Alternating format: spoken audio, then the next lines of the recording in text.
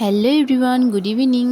তোমরা সবাই কেমন আছো? আশা করি ভালো আছো। আমিও ভালো আছি। আরেকটা মিনি ব্লগে তোমাদের সবাইকে সুস্বাগত। এটা ছিল জন্মাষ্টমীর পরের দিনের ভিডিও। তো এখানে দেখো সবাই রেডি করে দিচ্ছিল, মা এখানে রান্না করছে আর এদিকে কচু শাক বানিয়ে দিচ্ছে এক বৌদি ভাই। তো তারপরে দেখো সেদিন তো মনসা পুজোও ছিল, তার জন্য মা সে দুধ কলা রেডি করতে চলে গেছে আর আমি এদিকে দেখো সব ভাজা টাজাগুলো করে নিচ্ছি। তোমরা হয়তো ভাবছো যে আমি ভিডিও করার জন্য শুধু বসেছি, অ্যাকচুয়ালি রান্নার মানুষ পাওয়া যায়নি, তো কি করব।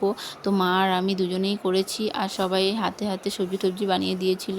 এখানে পনির রসাটা দেখো বানিয়ে নিচ্ছি।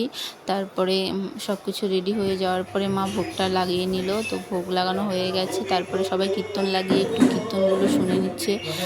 তো তোমরা কে কে জন্মাষ্টমী উপোস করলে কমেন্টে অবশ্যই জানাবে।